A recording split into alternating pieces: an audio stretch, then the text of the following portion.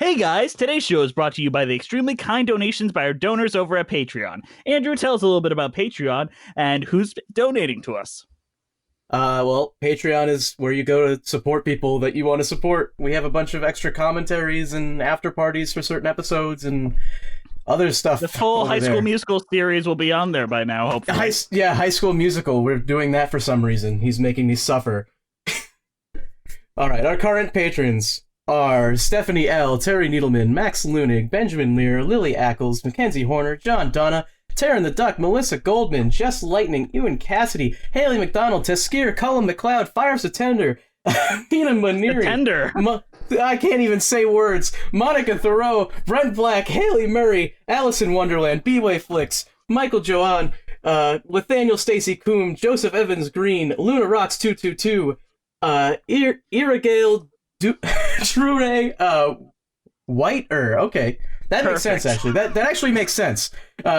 William Watt, Carrie Ahern, Christine Madal, these are new ones. Ben Packard, Mezzanine Theater Diary, and Carson O'Connor. I actually got through them all. Wow, look at that. Yeah, we couldn't fit them all on one page anymore, but these folks give us a little extra financial support that helps us keep the lights on here at Musicals with Cheese. If you would like to join them and supporting us and get tons of fun perks, such as patron-only commentaries, our episodes a day early or even earlier, come join us over at Patreon. All right, Andrew, you ready to get to it? Well, let's get to it. All right. Then we'll have the intro play right there, and now we're starting proper. Oh no! Oh yeah, no turning back now. No turning back. It's guys too just late. one take that. I'm feeling so threatened right now. God, I feel like a movie star watching the Tonys. Like shit, you don't get a second take. Oh God! we didn't do a good job either. We just rushed through it and just that was boom, our worst one we've done in a while. I just started showing my bloopers to everybody. Oh, that'd be a patron stretch for me. Like, hey, you want to hear me screw names up for 3 minutes? Yeah, you want to hear us screw names up? You just watch the normal episodes. Oh my God. Well, one of our patron benefits is going to be like the release of like a commentary of us doing my school play. So that's something they've got to look forward to. Nice. Yeah, we just go all out and embarrass ourselves. Apparently, that's what Jess likes. Mm-hmm. I love it. Hello, I'm Jesse McAnally. And I am Andrew DeWolf. And welcome to Musicals with Cheese, a podcast where I try to get Andrew to like musical theater. And Andrew, we have a super special guest today. I'm so excited. Special guest? Wow, that's great. Who is it? Oh! What? Who was that? What? I had a kid thrown out the window. We got a famous guy? The fourth wall is gone! Gone! Is it Tim Allen?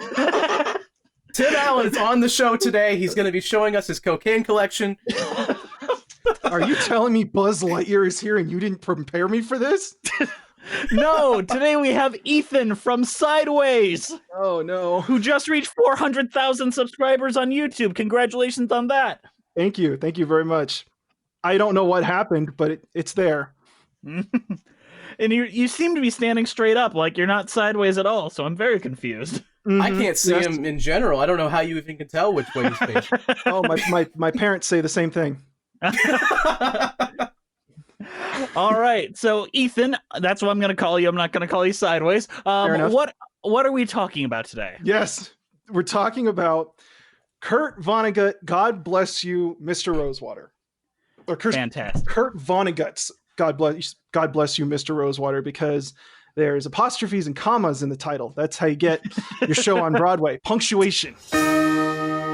I, Elliot Rosewater, legally acknowledge every child in Rosewater County said to be mine as mine. And I, Elliot Rosewater, send them all to college, cautioning them that taking's okay, but giving is divine. I, Elliot Rosewater, legally adopt sons of the lonely, sons of the homely, shy.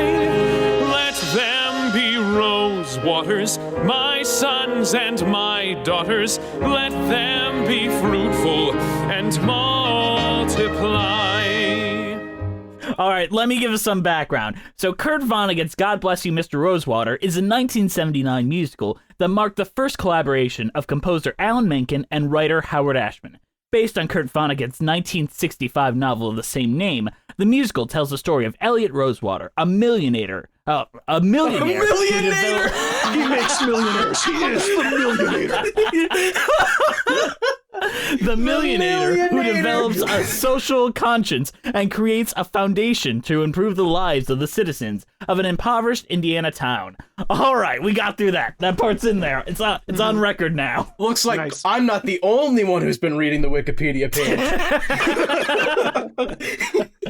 All right, so I'm just gonna go right at it. I usually ask Andrew first, but I'm gonna do Ethan. Ethan, what was your first initial thoughts on God Bless You, Mr. Rosewater? Confusion, stunned silence. I ended up turning to my girlfriend and I was like, what the fuck? And she was like, dude, I don't know. So the musical, okay, so like the first thing, right? Like whenever you sit down, you're in the theater, you look at the stage, the first thing you see is like the set and what they did and how they organized it. And personally, I absolutely hated it. Like looking at just like the empty set with the musicians on it, no actors or anything, I was really unhappy with it because one, as a musician, I don't want to be on stage in that kind of gig with actors moving and swinging around and signs getting hung up and shit getting like thrown over my head or whatever. But there was one part about the set that I really disliked, and it's that the piano player doubles as kind of like a quasi conductor, and his back is to the actors. So like from the get-go, from the overture, I was like, ooh, how are they going to deal with that? That was like initial first impression. Then it was in New York and there was money and I was like, okay. And then everybody had a book in their hand and I was like, okay. And then there's one part where they're at the opera and he freaks out and he like rushes the stage in the opera. And I was like, that would definitely make it more exciting. Stop singing! Yeah, stop singing. And I'm like, is this a meta joke? Like, what are you trying to say? Is this some self-loathing, Ashman? Like, what are we trying to get out here? But yeah, I think I can tell what he was trying to do there now that I'm actually putting a thought to it, and this literally just hit me.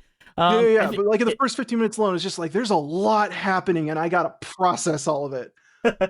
I think that's a Hamlet reference now that I'm like just thinking about it, because he keeps talking to Ophelia and doesn't like Hamlet storm the stage at one point. Well, in the end, like spoilers, it ends with Ophelia becoming a fucking nun. Yep. Right, and that's a Hamlet reference. Get thee to a nunnery. Yep. Wasn't that like going crazy or something?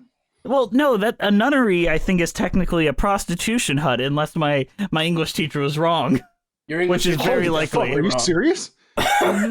Oh my god, I was way off. He's basically calling her a slut and all that, and said, "Get thee to a nunnery," which I believe is a house of sin, which is really dumb.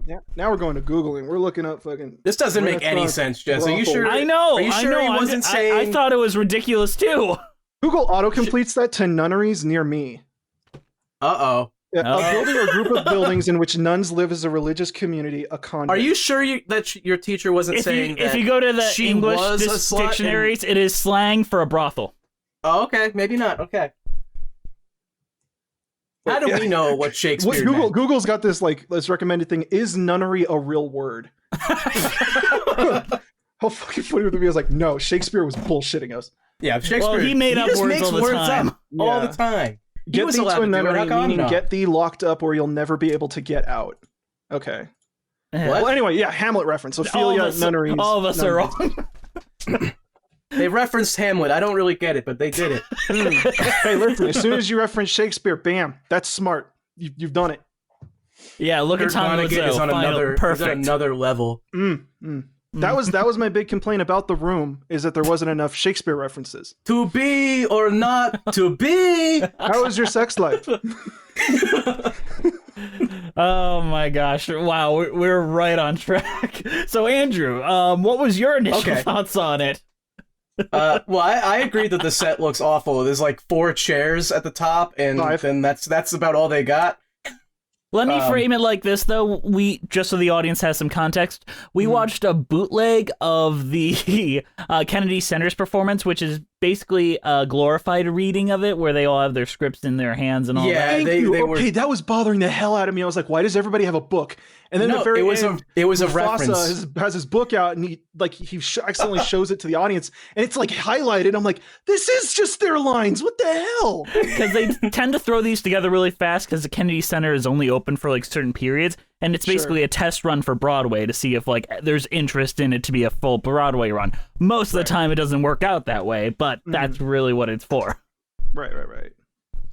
Okay, yeah, so that was definitely what that was. It's distracting, yes. But this is the only recording of the show and pretty much the only major performance outside of like 2003 and 1979. Sure. The strange thing is, though, because in the show they have the main character likes to read these books. So when he has the book in his hand, sometimes it's like a prop, and then other times it's just like, why does he have a book? yeah, like everybody has a book. Like everyone has a book for no reason. It's like it's almost like, are they trying to make some sort of meta joke? Like everyone has their own book they like, or it's like, is it trying to be smarter than it actually is? Like what's going on here? When you think about life, we're all just reading books. We're all just reading books, man. We're all reading different books, man. Well, it was frustrating because they all had books, they all had props, but then whenever they had to like hand a check to one another or like hand a letter to somebody, they would like mime it. And I was like, really? You can't just like put an envelope in the book and have that be the prop? Like, okay. Just rip a piece out of the book and hand that. Yeah, just like hand them a page. Like, why are we like imitating? It was weird. A lot of weird choices in the show. Yeah. It's fine though. I got past that, and I don't know. I feel like the story itself is pretty good, pretty solid once you really get into it. Mm-hmm. I was shocked by how much I liked it too. Like, I feel like the main character is a very relatable character, and he's kind of off his rocker a little bit though. Aren't we all? It's very cool. But like in a good way? Yeah, like in a really good way. Yeah.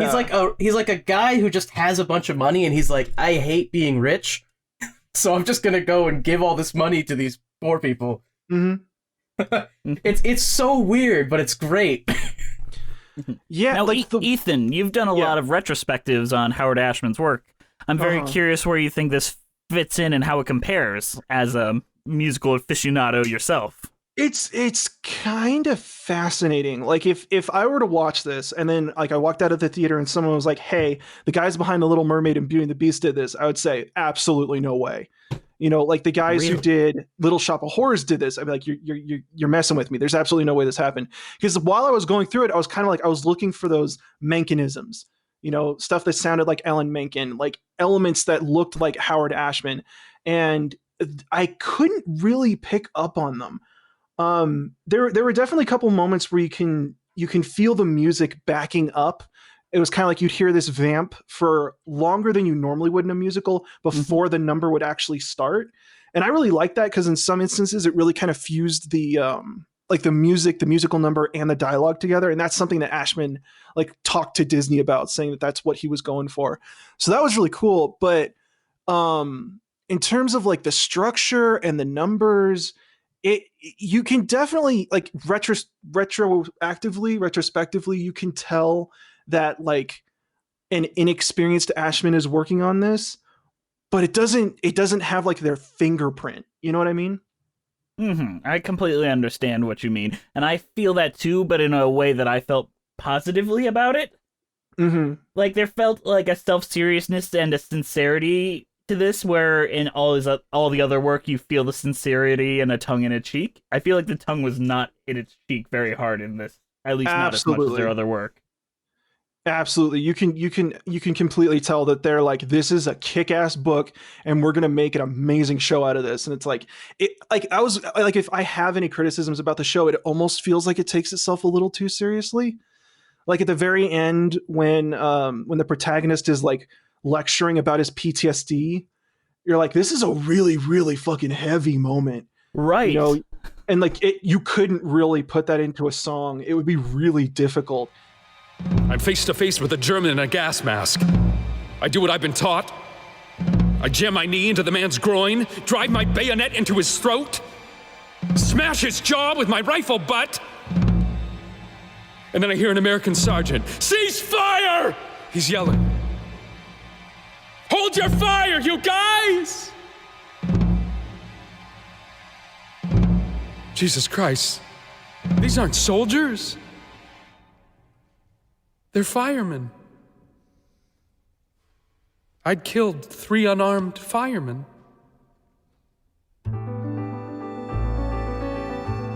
And the one I'd bayoneted, when they got his gas mask off, he couldn't have been more than 14 years old. My God, I didn't know. I didn't mean to. Not me. Not me. But it was me. Yes, it was me. And out the window of this bus, I think I see. I do. I see. And it's almost like a Shakespearean soliloquy, you know? Like Hamlet. Mm-hmm. Yeah, exactly. Well, honestly, that was the moment where it took me to the, like, I'm enjoying this show. This is a lot of fun, to like, no, this show is a lot more than I thought it was. Mm-hmm. Mm-hmm. Like that moment where I believe it's called like Firestorm Consuming Indianapolis. Like it's that moment of like, oh shit, here's my PTSD and here's me sincerely telling you why I am the way I am. Yeah. It's like a reverse I Want song. Like it explains his motivations like 3 songs from the end. Yeah, it's sort of structured backwards.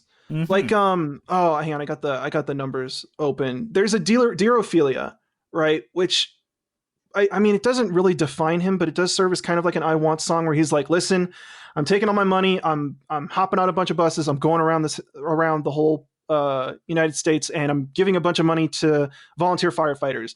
And then you get thank God for the volunteer fire brigade, and that whole thing just seems really like farcical. Like, what is he doing? Why is he doing this? And thank God for the volunteer fire brigade really comes off as a comedic number. Like it's supposed to be funny, right? But then like by the absolute end of the show, end of the second act, second to last number, it's just like, holy shit, this was really serious. And it repaints everything you saw before that in a whole different light. Yeah. Absolutely. Yeah, because at the beginning of the show, he doesn't get the number telling what he wants. He just gets a number being like, I don't really know what I want. I wish someone would tell me, but I'm just going to go do this stuff. Yeah. Mm-hmm. And I don't know. I think it's all fantastic, though. I don't even know what to say. I will say this, right? Cheese Nips had me laughing my ass off. That was hilarious. Funniest songs I've ever heard in a musical. He invites all these normal people in, and they just destroy his house, and his wife's like losing it. Yeah, just like when she's just like on her knees and just like cheese nips. She's like crumbling them in her face. I was like, oh my God, this is amazing. Do cheese nips even exist anymore? They got rid of those, right? It's just Cheez-Its now. And then there's Cheetos, like, which are basically cheese. There's no right? cheese nips are gone. Am I wrong? Okay. I think cheese nips are still around. Oh God, no, am I old now? Cheese nips are gone. There's no cheese nips anymore. Cheese nips were around until like the 2000s, and they're gone now. They've been deleted. Have they really? No. It's like the Oreo cereal. It'll come back one day. Wait, I'm looking it up. Apparently, I can order them through Walmart. They're still a thing. Never mind. Forget it. I didn't say anything. But they do look like cheese. Can we talk about briefly, because I'm very curious on your guys' opinion on this. Now, this talks a lot about class and like the rich and the lower class and the middle class and all that. And it feels like they're making fun of all of them equally. Like, it stands like, yeah, middle class is good, but also they make fun of them and call them dumb. What is your thought on this show's thoughts on class, do you think? It's honestly, there's what they show and then there's what they say. And I'm not entirely convinced that they're both on the same level. We're talking about Cheese Nips, and like in Cheese Nips, there's one part where like the pregnant chick is like stealing silverware and putting it in her purse. And like, it shows that the whole community is like uneducated, don't really know what's going on, but they're like genuinely hurting for money. And so you're supposed to be like sympathetic. But at the end, Mufasa, Darth Vader, James Earl Jones himself, playing the author, literally says like, it doesn't matter if they're mean, it doesn't matter if they're stupid, it doesn't matter if they're like dirty, smelly, nasty, the worst people to be around. Everyone deserves like food and respect. And I don't know if I ever had a moment where it feels like Rosewater is sitting there and he makes that revelation for himself. Or did I miss it? I feel like he always just had this sincere love of these people. He's the only one that kind of sees them as people as opposed to these lower class citizens. It's more like his wife and his father. He's fighting with them, and they are the ones that are like uppity and don't want anything to do with these lower class people, and they don't get it. So for Rosewater, sorry, go ahead. Yeah, Rosewater has that one part where he talks about the money river and how people are not told where it is. Oh, right, when they're born. Yeah. And I feel like that's him saying what his actual opinion is. Like, he thinks that the rich people are just born that way and nobody else ever had a chance. And, and you know, nobody was born near the river. Right. Yeah. But like in that kind of framework where you look at sort of like the upper class characterized by his wife and his father, it almost feels like the lower class populace, because they're kind of all one giant character, serve as an instrument to get back at his father and his wife, not necessarily for the betterment of the community. Or did I misread that? I don't know. He helps them in some ways, but he obviously doesn't help them in all ways. I mean, he just kind of is giving money to like random people or fire brigades, and like that's not really going to cause any actual change. So maybe he's not going about it the right way, or maybe he doesn't really care. It doesn't feel like it really explain. It does. It does explain why he's doing it, but it very like bluntly and concretely at the very end is told to the audience through the literal author. It's like, it's because everyone deserves respect. And I'm racking my brain trying to think, like, was there ever a moment where Rosewater was sitting down next to his phone going, I'm doing this because all humans deserve respect? I don't know if Rosewater really has a motivation. It makes me wonder where Kurt Vonnegut, the original author, sits on this, because I know his daughter was one of the producers of the original show. She had a deep hand in like what was being portrayed here. Right. And so Kilgore Trout is not a Vonnegut stand-in, right? He kind of is, but he also isn't. He is in the other books, but I wouldn't quite say he is in this story, if that makes sense. Is the only reason why I'm like iffy on it. Because like if it's not supposed to be Vonnegut, then is it Vonnegut or Vonnegut or Vonnegut? Vonnegut is what I've heard. If it's not supposed to be a Vonnegut stand-in, then he could be an unreliable narrator. Maybe like he could be saying, but it seems like such a sincere message that Rosewater agrees with. You know, that Elliot agrees with, that he's like, this is exactly why I'm doing it. I totally picked it up from all of your books when I showed up drunk to all those sci-fi conventions, which was really out there. This is the best way to do a flawed protagonist, in my opinion, where you can understand the actions, you can understand it. I don't think you can pinpoint a lesson learned, though, is the thing. Mm-hmm. It very much feels like a lot of the musical or a lot of the story takes place through his lens, through Elliot's lens, Rosewater's lens, however you want to call him. Like, you can see him you can see how he's operating, and you can see how this whole world is through how he perceives it, not necessarily what's actually happening, you know? I mean, yes, but then you also have Norman Mishari with his whole subplot that is definitely not through his lens, because like Rosewater never even meets him. So that's very true. He's kind of the villain, right? Yeah. In a way, he has this villain song, "The Magical Moment," I would say. And it Plain Clean Average Americans. That song is amazing. Which I guess you could see how they want to show their politics of the show through him almost, because he is trying to, like, his song where he's singing about the average Americans. He just wants to use them to make more money for himself. He doesn't care about them. He's just like, man, all these poor people will like these guys because they're also poor, but I get money because of it. So, but I wonder if he's really supposed to be more representative of like the system that will naturally facilitate these people being taken advantage of, you know? Yeah. So the system that takes advantage of these people is kind of the villain in a way. Right. So but the hero doesn't actively fight against that. So it's like if it's not villain. him, it'll be somebody else. There's the other thing. So how did we all feel about the resolution of the story? Oh, sorry. The resolution of this story is just he adopts like 57 babies. Yeah, and like he just gives them all money. Yeah, and it's so like that doesn't solve anything. You're only making 57 people rich. Like, it not doesn't only do that, but anything. it also kind of like makes most of the second act not really mean anything, because that's probably what he would have done if he was just staying there. Mm-hmm. You know, like if he'd never gone to the insane asylum, if he'd never had this conflict with his father or his wife or anything, he would have just eventually given a whole bunch of children a bunch of money anyway. Right? Yeah. So it's like the resolution is kind of like, what are we kind of resolving here? It's a weird kind of like everybody wins. But they don't, though. Like, the plain, clean, average Americans don't get any money. That's Right? true. They That's lose very their true. lawsuit. They don't get any money. Only people that win are these 57 babies. And Elliot Rosewater. But I thought that Norman at the end was like Representing them. trying to represent the babies, and that was the point. Oh, really? Is that what? Yeah, that's I what thought that's what happened. Like at the end, Norman is like, "Oh, I'll represent your children," and trying to get more money. Man, I'm sure America. it was, because...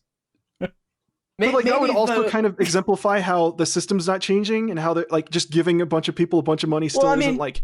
Yeah, because you could have a political show where your politics don't win, and you're just trying to show how bad the politics of this is, like Starship Troopers or something like that, where it's like, yeah, this system is just broken, and we have to fix it. Like, look how broken the system is. I guess I'm watching this and I'm looking at this musical and I'm like, who is this for?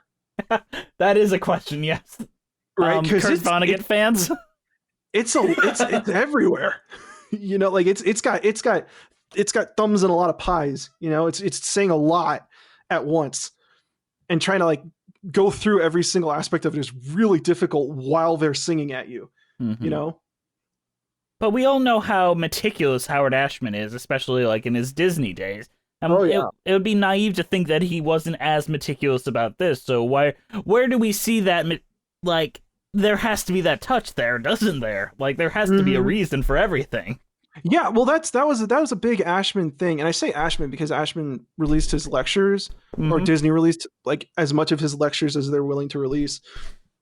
So I'm not super familiar with like Menken's input into the story or how this works, but something that Ashman always preaches or has preached, or that I've seen people who knew him said that he preached, was how like every number has to have a purpose in the narrative. If you can pull the number and pull the song out of the show and the story still makes sense, you haven't done your job. And so like I'm going over the list and I'm kind of like, yeah, if you pull any one of these out, you would be missing something kind of significant. Even something as comedic as Thank God for the Volunteer Fire Brigade, the levity in that number is what makes the PTSD speech at the end so insane. But it doesn't follow musical theater structure classically, which is also another thing that kind of was a red flag for me of like, what's going on here? Right. There's no traditional I Want song. There's there's no specifically fun number. There's no like charm number, so to say. Right.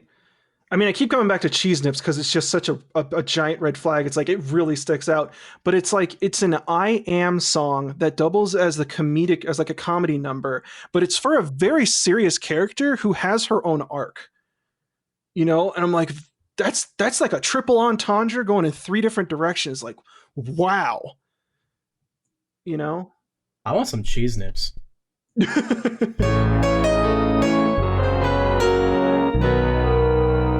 Hi, welcome to our mid-show announcement. Today's show is brought to you by our extremely kind donations by our donors at Patreon.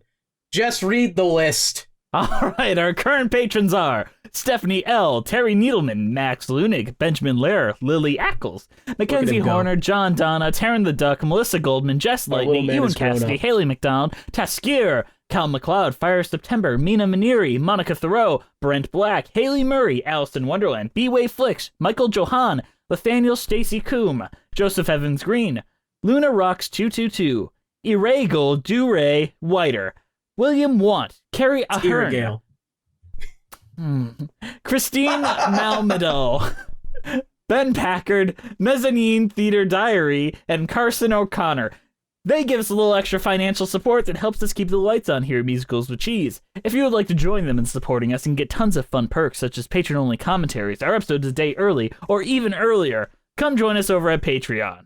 Alright, let's get back to the show. Believe me, Ophelia. Believe in what I do. Trust me and love me as much as I love you until I'm through. Dear Ophelia, don't be frightened, don't be sad, and don't sit waiting by the phone. I've got questions, I need answers of my own.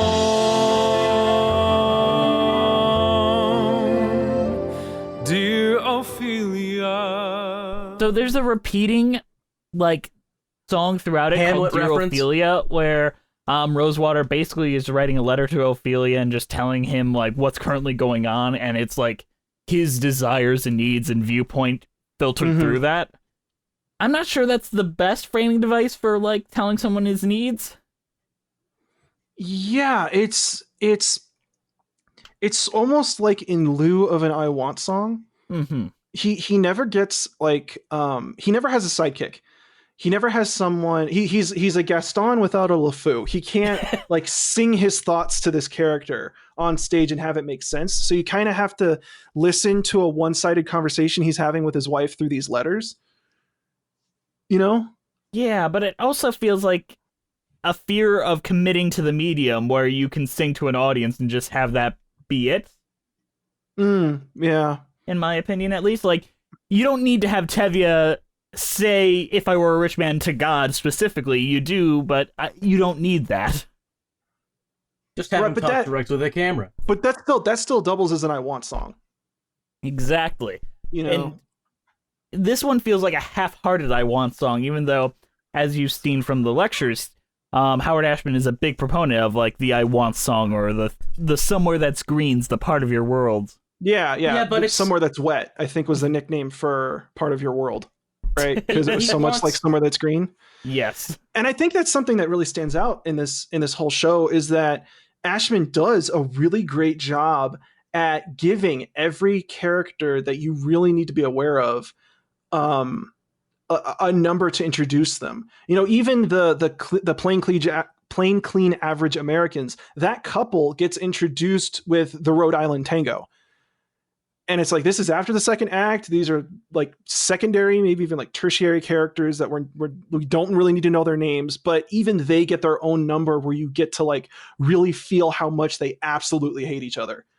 But yeah, like you get Cheese Nips, you get Mushari's Waltz, even like fire brigades, like the notion of a fire brigade gets their own like defining setting number. But yeah, like Elliot Rosewater doesn't have this one climactic moment where he's like, this is what I want, except for when he tells his wife in that letter, like, all right, I'm going around the country for reasons, you know?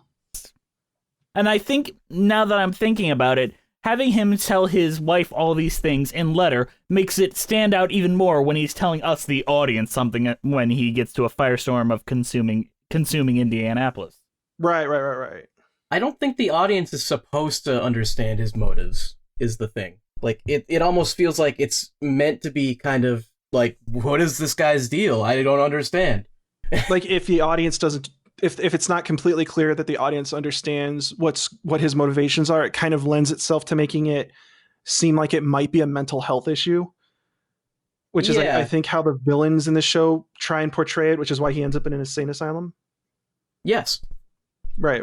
And I think the audience is supposed to kind of think that, yeah, there probably is something wrong with him. Right, but it's dancing that line between like having the audience think it's a mental health thing as opposed to like just not getting the information that we actually need. But they do give it to us eventually, where, I mean, they actually confirm that it is a mental health thing, but... Right. But well, I mean, I think more effective than just the letters was that like real quick montage where he shows up wasted at a science fiction convention talking about Kilgore. Like that was like, oh, okay, this guy's like for sure unstable, and then pulling off the same pizza trick at every single volunteer fire brigade like around the country. You're like, oh, like what? It's am I watching a rerun or something? Like this is weird. Is this a scene from a pornography? Anybody order a pizza? Extra sausage? Thank God for the volunteer fire brigade. Thank Christ for the crime of arson. If it wasn't for these, I'd be sitting at home with the wife and Johnny Carson. Thank God for the volunteer fire brigade. Thank Christ for the careless smoker. If it wasn't for these, I could not be with my pals here playing poker. Let's move on to Thank God for the Volunteer Fire Brigade really quick. This is the best song, I think. I don't know. It's pretty good. This one is such a weirdly, like, we talk about it as a charm number, a fun levity number, but it's very slow. It's not like a bouncy song. It is kind of like, it reflects the characters very well, which is kind of like slow moving and older, but like lethargic. Yeah, and it's such a weird thing that it kind of works in that way. It still works. No, absolutely. Thank God for the arsons. Yeah, thank God for the crime of arson. He's like, oh, okay, all right, we're just going there. Okay. Oh yeah. Mm-hmm. Well, there wouldn't have anything to do. There was one part that was really distracting because, like I said, I watched it with my girlfriend, and there's one point where some of the actresses are in like pencil skirts and they have to slide down the fire pole, and my girlfriend was like, "Oh, whoever made them do that is an asshole." Because you watch it, and you're like, "That looks really uncomfortable," and I would not be okay with doing something like that. Choreographers don't often think about women. Like, watch a chorus line or all that jazz, and you get an idea. Oh yeah, but it's just like in that kind of skirt, sliding down a pole and landing on heels. Like, oh god, that sounds awful. Oh my god. Mm-hmm. Can I bring up just a small dumb thing about this specific Kennedy Center performance? Sure. It bothers me a lot, and I didn't realize this until I'm watching. So, Santino Fontana, who plays Rosewater, isn't he Prince Hans in Frozen? He was Prince Hans in Frozen, and he got a Tony for Tootsie, right? Yes. Wow. Yes. You beat Jess to the punch. Wow. He was all right, but he's also a very strong, muscular man, and it looks weird putting him in like drag because you can just see his muscles popping out. That I'm not touching that whole musical with a 10-foot pole. We just did it 2 episodes ago. Yeah, no, I saw it, and I was just like, I was listening to it, I was like, man, I am never gonna watch this show. It's not great. But nevertheless, he was on a show called Crazy Ex-Girlfriend for the first season and a half, and then he left, and then his character comes back, and he's played by Skylar Astin, who plays Mashari in the show. So we have both versions of this character in this show. I see. That's interesting. Yeah, and that just like, I didn't realize until I'm watching. I'm like, we got 2 Gregs going on here. God bless you, Greg. Thank you, Greg. Thank you for your service. Thank you for your service. All right, let's move on to like what I think we're all agreeing is the funniest song in the show, Cheese Nips. Cheese nips. They want cheese nips. They poo-poo the pate du pain. But the cheese nips, they like cheese nips. And they're not even touching the brie. Hey, Diana, what's that gray stuff over there? Don't ask me. Hey, Diana, can I have a Coke? Cola, Coca-Cola. It's forget the Moet and Chandon. Okay, let's see. Oh, there's some Pepsi. God, the whole bowl of cheese nips is gone. Mother Mary, the hams from Westphalia, and the lamb I had flown from Australia. Bet they'll want it well done or sliced thin on a bun with a sauce. Orange sauce. McDonald's sauce. You see, no one wanted to go out with me on account of my skin. Even Tawny Wayne right before her stepdad knocked her up. She called me about that last week. Cheese nips. Cheese nips? I'm going to eat some cheese nips out of my carpet. Oh my god. So, Ethan, frame this song in the story for us, because we talked about it a little bit, but I want to know how it fits into this story. So I want to make sure that I'm understanding this properly. So Elliot Rosewater is the son of a senator? Yes. And the senator is the senator of the whole state where Rosewater, the town, is in. But the problem is that they all live in New York because they're all upper class, rich, fancy types. So in Rosewater, in the town of Rosewater, there is like the Rosewater Manor where the governor, senator, rich fucker is supposed to live, right? And in the number, it's like, oh, he only spends a week there out of every year because it's the minimum he's supposed to as the elected official of the town. So the whole town is just like destitute. There's no money, there's no jobs, there's no work, factories have closed, everybody's on the streets, bunch of homeless people. But the manor is in basically pristine condition. So Elliot Rosewater opens the manor to have a party with everybody in, and his wife Ophelia decides like, okay, I'm going to be supportive. We're going to throw a party. They open up the doors and everybody, it's kind of like bring your own beer, and they brought cheese nips. And so Ophelia has this like super nice carpet, and she's setting out all these fancy hors d'oeuvres, and she's just on her knees losing her shit that everyone is going crazy over these cheese nips. And so you're watching this massive culture clash of Ophelia, who like raised in the nicest part of New York, is suddenly confronted with people that she's never even heard of before. Did I get that? Yeah. Did I get it all? I mean, that's basically it. You forgot the Cheese Nips sponsorship, but that's, yeah, I mean, The cheese nip what? the sponsorship Cheese Nips gave the show, but that's Oh, a right, meta yes. that's a meta thing. So Mm-hmm. I wonder if that's a licensing issue. Theater has different rules, is the way, more or less the way of it. all I want to say is look up Cheese Nips on Wikipedia right now. Just do it. Just do Are it. you editing the article? No, I'm not. I didn't edit the article. That's the thing. It's in Oh my there. god. Oh my gosh. I'm going there right now. Hang on. Oh my god. Jesus Christ. Popular culture. Cheese Nips is the name of Act 1, Track 8 of the off-Broadway musical Kurt Vonnegut's God Bless You, comma, Mr. Rosewater. Period. In this satire, Sylvia becomes deranged watching her guests prefer cheese nips. Sylvia, sorry, I keep calling her Ophelia. Sylvia becomes deranged watching her guests prefer cheese nips to her other food preparation. That's incredible. That's perfect. It's also incredible.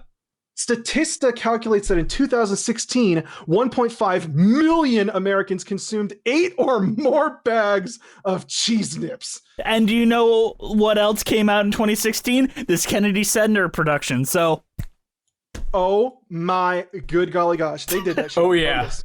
It's Oh, all yeah. coming together. Who produced this? who made this Wikipedia Who page? produced the show Cheese Nips? Who owns Cheese Nips? Nabisco. Mondelez. Oh, Nabisco. I was like, no, Mondelez, Nabisco. All right, Nabisco. Now we're researching. Now we're in the thick of it. Yeah, we're intense cheese nips. I mean, I think we all know everyone's You cheese gotta rating follow for the the cheese end of this. nips. Follow the crumb trail. Follow the crumbs. They're in my Dance carpet. Rental Productions. It's all in the nips.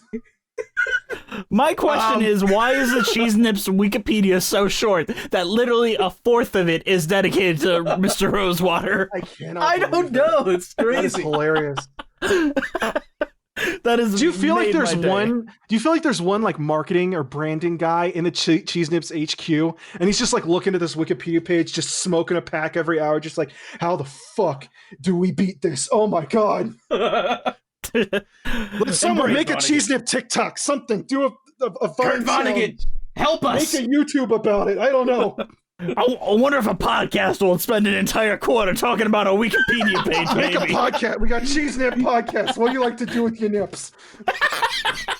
Musicals with cheese nips? Anyone? Don't pull your nips out in public, because people will start coming for them. Oh my god. Oh my God. Yeah. But yeah, okay, but getting back to the number. I love the number. I thought it was hilarious. It tonally, I feel like it sticks out, right? I feel like a lot of the other numbers up to this point are relatively homogenous, and this one just comes out of left field. and you're just like, oh my god, this is like a total tonal shift, and I feel like the show really needs it, you know. Mm-hmm. I'm with you. Yeah. I completely agree. Andrew, what about you? What do you feel about it? I think this song was great, and just the imagery of her on her knees, just eating, like dumping cheese nips into her mouth off the carpet. So good. It's just so good. magnifique. Well, we're kind of. Oh no, go ahead. No, mine is really dumb and off the track. It's just that the woman that played Sylvia in the show is also Bobby Moynihan's wife. Oh, okay. That has nothing to do with anything. Just thank you for derailing our conversation you're welcome. about cheese nips. Cheese nips. I just look. There's boxes of cheese nips. Everybody's got cheese nips, and you know what? I love cheese nips, so I can't argue. What is your thoughts on cheese nips in general as a food, Ethan? As of right now, they are far superior. I'm going on explicitly a cheese nip diet, cheese nip focused diet. I'm going to legally change my middle name to Cheese Nip. They're healthy. They're healthy. They are healthy. They're good. If you eat cheese nips, you will make it on Broadway. I think we know that. Fuck keto. Fuck all that shit. Oh, no. Cheese nips. Cheese nips is what Broadway stars eat. If you actually look, there's a Kennedy Center production where all of the Broadway stars on stage would eat cheese nips for absolutely no reason. Don't look into it. Cheese nips are the triple threat. Okay, cheese nips are the triple threat. Yes, they're cheesy, they're crunchy, and they're nippy. I think we have our T-shirt, Andrew. Is it getting nipply in here? I mean, nippy in here. And the one I bayoneted. When they got his gas mask off, he couldn't have been more than 14 years old. My God, I didn't know. I didn't mean to. Not me. Not me. But it was me. And out the windows of this bus, I think I see. I do. I see. A firestorm consuming Indianapolis, igniting everything. The Holiday Inn, the hot dog stands and Dodges, gas stations, motor lodges. The day that couldn't be has finally been. A firestorm consuming Indianapolis, and every one of us is going to burn. My great-grandfather Noah, my dear grandfather Samuel, God watched us do our worst. Now it's his turn. All right, we got to move on to the other big standout song in the show, which is A Firestorm Consuming Indianapolis. Right. Yikes. So that's a hard shift from it is. So I'm gonna make about cheese nips. Andrew describe what happens in this song, please. Well, he kills a 14-year-old firefighter in World War II or Vietnam, or I don't remember. World War II. I think it's World War II. World War II. Okay, yeah, and he feels really bad about it, and that's why he likes firefighters so much. I mean, that's kind of a super short version of it, but yeah. He didn't just kill him; he bayoneted him in the throat. Yeah, he bayoneted him in the throat, and then broke his jaw. Right? That's and then he takes the gas mask off, and he's like, "Oh, he's 14 or something." And that was just one. That was one of 3 that he killed. Well, I think the point that the show tries to draw attention to, and help me if I'm getting off the rails and I looked way too hard into it, but I thought it was really interesting that they focused on volunteer firefighters. Because that was that's a really weird distinction to make. I wonder if you're just throwing in that adjective to try and be like funnier or something. But by the end, when he ends up killing firefighters, he's not killing just firefighters. He's killing volunteer firefighters. It's World War II, and all the firefighters would have likely been enlisted or conscripted or gone to fight. And so the whole point of it being a 14-year-old is that he's volunteering. He's putting his life at risk for no money, for no gain, just to help other people. And I thought that thematically, that's what tied into the show, in that volunteer firefighters are risking their lives for no money just to help people, which is basically what Elliot Rosewater is trying to do with the show. I mean, I agree there too. 100%. That is, he sees himself as a volunteer firefighter just as much as he sees himself as a soldier, as much as he sees himself as a millionaire. Exactly. Right. But I think he wants to be more like ethically, right? Mm-hmm. And more in terms of like characterization, he wants to be more of a volunteer firefighter and less of what he was before he went to war. He doesn't want to be a millionaire anymore. He does not want to be a millionaire. He's the millionaire. Or wait, does he actually want to be a millionaire? Does he want to be making millionaires? There's a thought. You know what? That's fair. Can I say one more thing about this show and how the town of the town doesn't, I feel like, embrace him the way that I feel. They embrace his deeds, but they don't embrace him as a person. It's weird. Yeah. Like the guy who's got the noose around his neck who calls like in the middle of the night. Right. He knows Elliot as kind of like this prophetic image, not as an actual person. And I feel like the musical, especially because like the ending like really tries to be very literal with like the theming of the show. It feels like they're saying it doesn't matter how they treat you or how these people will treat you, you still have to give them respect. You know? Yeah, and I feel like Elliot's got this weird moral center. Like, he has morals, definitely, and he sticks by them, but then there's like that moment when the woman accidentally calls the wrong phone line and he's like, oh, people like you should fucking die, and then she calls the right line and he's like, oh, sweetie, what's wrong? Yeah. But again, that ties into the Dear Ophelia, with the letters to his wife, where it's kind of like, there's no I want song. Why is he doing this? And doing it for like a mental health reason, I don't feel is a super satisfying, or like thematically, I don't feel like it's very satisfying in terms of why he's doing this. Because on the Wikipedia articles, it's just like he like grows a conscience one day and his heart grows 3 sizes too big, and all the Who's get their presents. I don't think that's accurate at all, and I don't know who wrote those Wikipedia articles, but I feel like that is not at all what happens. I think he is feeling incredibly guilty about what he did in World War II for sure, but I don't think he grew a conscience. I don't know. I'm looking at the Wikipedia article for the book, and it says Elliot, a World War II veteran and volunteer firefighter who has developed a social conscience, sets out across America visiting various small towns before landing in Rosewater. Maybe the book is different than what they show in the. That's a thought. In the show, it could be that. And if anyone wants, I just found this like as we were talking, but Alan Menken has broken down every single number on the album and explained exactly why it's there. It's kind of interesting. No way. Yeah. That would be good. Where's that? It's on playbill.com. He wrote it in 2017. Oh my god, hang on. Playbill. Yo, can we get links to this? Yeah. I wish I can send Andrew a link because I know where to find him, so. I can just send me one on Twitter or something. Yeah, I'll send it to you on Twitter. Oh, I got it. Oh, cool. I hope this doesn't play something. No, it shouldn't. Playbill is pretty good at not being a dick. But he's very, very clear on, like the longest one is obviously Firestorm consuming Indianapolis. Mm-hmm. But he doesn't really explain motivation here. He explains mostly about like how actors felt while doing this. But so I don't feel like Alan Menken is a story guy. As much as I like him, I feel like he relies on his lyricist a lot to figure out where the story stuff comes in. I would tend to agree. Especially looking at his film work.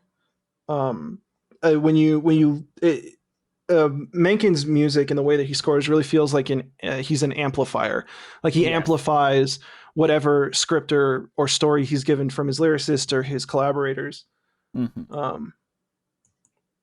Because a lot of people don't realize that Menken wrote the music for Sausage Party. Yes, I do realize that. I remember hearing it being like, "This is Alan Menken to a T." And I was like, "That happened, okay." You don't expect something like that. He did the music to a TV show called Gallivant with his new lyricist Glenn Slater, who you guys might know from the Phantom of the Opera sequel Love Never Dies. Mm-hmm. Yeah, and honestly, everything has suffered since then, and I'm glad that Disney stepped away from Alan Menken, not only because he's ineligible from winning Oscars anymore, but also because it became kind of samey. Like, the Lin-Manuel... What happened with him in Oscars? He has won too many, and they said, all right, you're not allowed to win anymore. No shit, What? I had no idea. Yeah, That's so crazy. I think he's the most Oscars owned by a current living person. Wow. So he's now ineligible to win anymore. So that's why they stepped away and started doing the Lin-Manuel Miranda composings and all that. So Alan Menken really is kind of doing his own stuff, and that's why he jumped back to Broadway to do the new score for Newsies and a bunch of other stuff. Oh, that makes a lot of sense. I wish you would come back and do a film version of Rosewater, honestly, because I think this would make a great movie. I do too. Like, I'll be honest with you, I think this would make a great movie. I think there's plenty that you can like cut down and shave off to get it down to the right 90, 100 minute running time. Mm-hmm. I don't feel like it's super CGI heavy. I think that this, like, even as a musical, not just as like a regular film, but like as a musical film, really could work. I 100% agree. I feel like it's a Little Shop of Horrors-esque, like, budget-wise film. It would be perfect, and I'm honestly sad it doesn't exist. Disney, you've got Alan Menken. Like, he can't win any more Oscars, but like, get him to do it. I'm sitting here. You'd only need like 4 or 5 sets. Mm-hmm. You know, there's a lot of funny asides. There's plenty you can do with this. Like, I think it's really good. The only thing, like, one of the big criticisms, sort of in terms of marketing and branding the show, was that there's cussing, right? I want to say, like, there's an F-bomb here or there, and there's some cussing. And I feel, what's that? Just cut them, you know? It's yeah, like, if you cut that out, I feel like you could very easily sell this to a high school. Hugh Jackman would love to do this, and I feel like this is actually vocally suits him, unlike Jean Valjean or even The Greatest Showman, which I feel like does not suit the Hugh Jackman presence. I feel like it would suit the more energetic Hugh Jackman. Agreed. The Hugh Jackman that likes to, like, move. You know what I mean? Mm-hmm. And he's good at playing a little crazier. Sure. I always used to think when God just plain forgot me, or maybe got my life mixed up with someone who is not me. I'm still a little scared, I'm still a little sad, but I got to confess, it ain't been half so bad.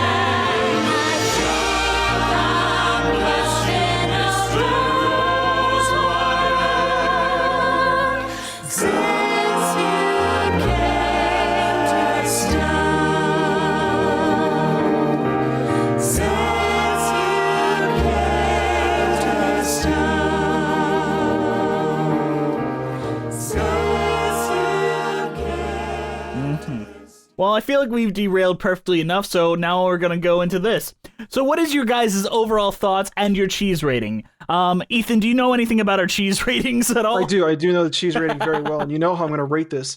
Of course Everybody knows how we're gonna rate this. There's no other rating you can give it. Rate this show. But I'll let you start, Ethan. What is your overall thoughts? Hidden gem. I would call this a hidden gem. This is definitely something you need to check out. I spent a lot of time looking at this kind of stuff and looking this stuff up, and I cannot believe that this flew under my radar. I'm definitely advocating for this show way more in the future. I'm definitely going to check it out again and start hunting for more material on it. And in terms of cheese rating, I'm going to rate it a solid 3.5 box of cheese nips. All right, Andrew, your turn. Okay, I think it's very good. A lot of really fun numbers, and there's some iffy stuff, like I don't really know what the moral is, if there even is one, but I mean, whatever. I mean, it's fine. It's really fun. You should watch it. And I'm gonna give it Jimmy Neutron cheese nips, because it's science fiction and cheese nips combined. I don't know if they ever made those. I know they made cat dog cheese nips, but I'm gonna pretend they made Jimmy Neutron cheese nips, and that's what I'm giving it. I miss cat dog. Man. How's the cat dog poop, guys? Out He of one doesn't of their have to. mouths. He's a cosmic being. He's infinite. God. But I love this show, and I really didn't expect to, is the thing. I was like, this is like baby pictures, Alan Menken and Howard Ashman. How great could it be? And then I'm watching it, and I'm like, oh my god, like, compare this to anyone else's first work. Like, I shit on Rent all the time because it deserves it. And you can still see the rough edges here, but I think that this had more of a chance to be something great than Rent ever did. Mm-hmm. So I'm really disappointed that no one really knows this show. And if anything, I'm really glad, Ethan, you jumped onto this episode so that a lot of your people will come onto it and know more about Mr. Rosewater, as sad as that is. Like, I'll say, kind of jumping onto the Rent and looking at, I think Baby Pictures is a good way to put it, the earlier larval works of a lot of big names. There are rough edges here. There are places where if you're going to pick this up and try and mass produce it, you're going to have to shave some things down. But this show has a fantastic foundation. It's just a really solid show. It's got potential. I think it belongs on the screen, as you said. It could be a great movie. Hugh Jackman, hop on this. Yes. And overall, my cheese rating would be a bra made of cheese slices. So if you put it on, it would be cheese nips. Wow. I hate you, Jess.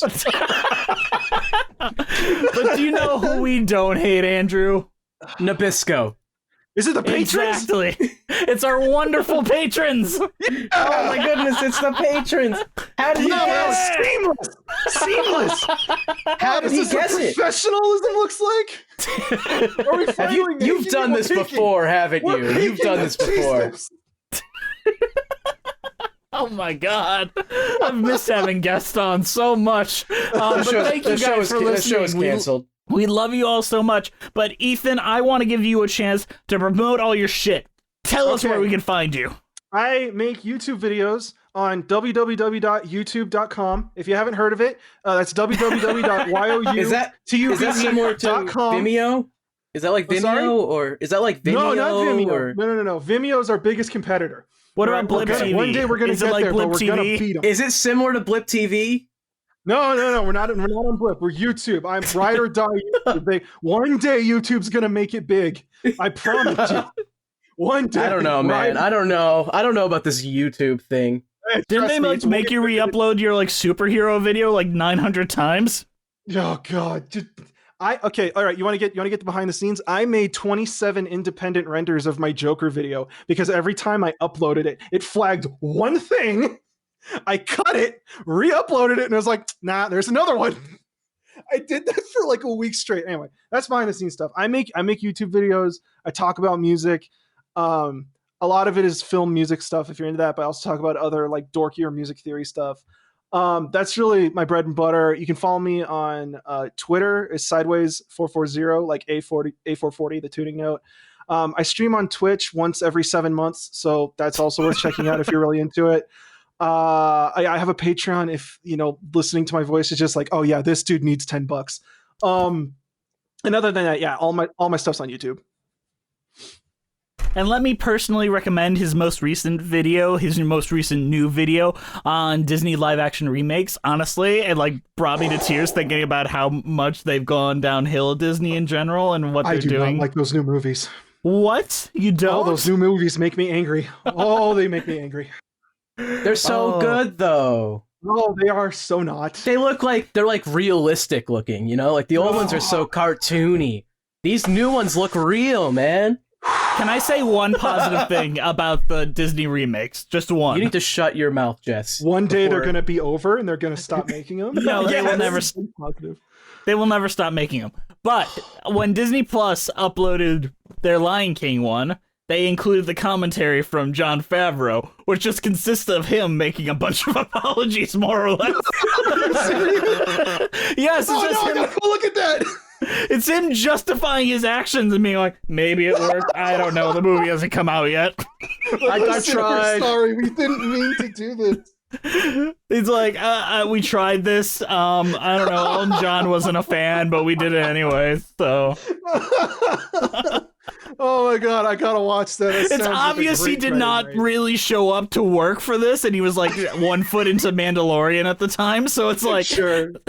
Why did you even put this commentary on the DVD, let alone record it? They recorded the commentary, and he's like, "What, are you gonna stop me?" And then they never stopped him. Yeah, so if you're paying money to Disney Plus, he's just sitting there in the back of the room, like, I cannot believe they're letting me get away with this. I'm gonna see how far I can take it. Oh, and Beyonce sang a song. I mean, and he's like, I don't remember if this scene was in the animated movie, but it's in this one. Beyonce is my second favorite Disney princess, next to Phil Collins, of course. Oh my god. Nevertheless, thank you guys for listening. We're on iTunes, Spotify, Stitcher at Musicals with Cheese. Our Twitter is at Cheesy Musicals. Our Patreon is Musicals with Cheese. Our Instagram is Musicals with Cheese. Our YouTube page is also Musicals with Cheese. But our email is musicaltheaterlives@gmail.com. Our title card was created by the absolutely incredible Jolene Casco. Go give her some love on her Instagram at Jolene Casco. I'm also on another podcast, which is called Once More with Dragons. It's premiered already, so whatever, check it out. Should have done that last week. Yeah, kind of. Ethan, do you have anything else you want to say before we wrap this up? I feel like now we are legally obligated to make a Musicals with Cheese Nips Twitter account that does nothing but promote this musical. Yes, once a week, it just like listen to God. It just randomly links numbers from the show, and that's it. I think I could make a bot do that as a thing. I think for sure. Oh, you could just call it. You could just call it Mr. Rosewater's Deepest Darkest Thoughts. There you go. And it's all about cheese nips. And James Earl Jones. Cheese nips. Yes. But no, Ethan, if you ever want to come back on the show and there's ever a musical you just like, oh, I need to talk about it, you always have a spot here. This was I will keep a joy. That in mind and probably or any of the live action ones. We'll do full commentaries on those. That'd be great. Oh no, no! I don't ever want to watch Beauty and the Beast again. I watched that in the theater. It was painful. I can't. I'm about to have an aneurysm. Whew, my blood pressure. I can't wait for Mulan, where they don't even have any music. It's gonna be good. Beautiful. I am not okay looking at or like not looking toward what's gonna happen with Little Mermaid. Like Lin-Manuel Miranda's gonna make a rapping crab. What are you talking about? I love Howard Ashman and Alan Menken. I'm so happy that this show came into my life. I love Beauty and the Beast. I love The Little Mermaid. I did not like what they did with Beauty and the Beast. I am nervous about what they're going to do to Little Mermaid. It'll be boring and lame, and Lin-Manuel Miranda is competent but boring, I'm discovering. Is he doing something in it? Like he's writing new songs the same way that Pasek and Paul did new songs for Aladdin. Okay. I haven't It's been gonna keeping be up with the news because it's going to be like sad. Mary Poppins 2, but the whole thing is the underwater scene. It's going to be that. Oh god. And we all know how much that movie? People remember Mary Poppins 2, right? That happened. You remember that? Andrew, we did an episode on it, and I just talked about how terrible it was, and you were like, it's all right. I still haven't seen it. I was surprised it didn't come up in your live action Disney things. Well, I was comparing. No one remembers it happened, Jess. I didn't even remember. I completely forgot. I was in Disney World like a week ago, and then I was like, Mary Poppins 2 existed, right? And they're like, no. Well, on that note, thank you for listening. We'll see you next time on Musicals with Cheese. Yay, Cheese Nips! Cheese Nips! Cheese Nips!